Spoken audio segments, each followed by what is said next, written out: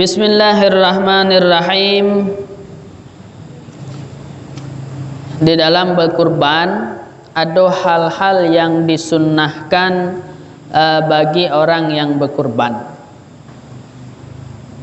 Ini disebutkan di dalam kitab Hasyiah Al-Bajuri dan juga kitab Sabilul Muhtadin. Kita ambil dari situ, ya. Yang pertama yang disunnahkan bagi orang yang berkurban, masuk 1 Zulhijjah sampailah kurbannya itu disembelih, sunnah ada memotong sesuatu yang ada di badan. Motong kuku masuk 1 Zulhijjah, jangan lagi kalau kita nak berkurban. Motong rambut jangan lagi kalau kita nak berkurban. Jadi sunnahnya jangan memotong sesuatu yang ada di badan apabila masuk 1 Zulhijjah. Batas waktunya kapan? Sampailah kurban kita disembelih.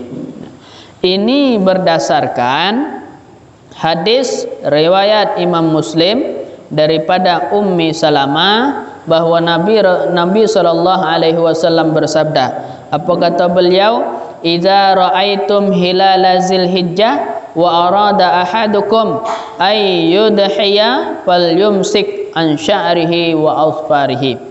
Apabila kita melihat masuknya 1 Zulhijjah, maka apabila kita ada rencana untuk berkurban, maka hendaklah kita itu tidak memotong sesuatu yang ada di badan. Baik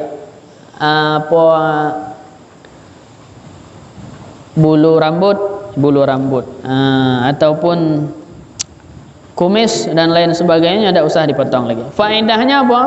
Faedahnya banyak dikatakan oleh para ulama.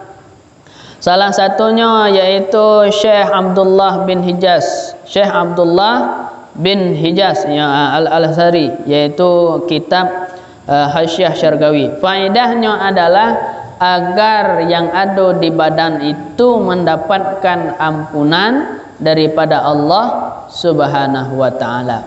Supaya diampun dosa segala yang ada di badan itu oleh Allah Subhanahu wa taala.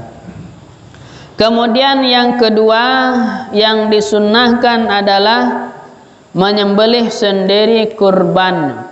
Jadi kalau kita berkurban, sunnah kita dewek yang nyembelihnya. Sunnah kita dewek yang menyembelihnya.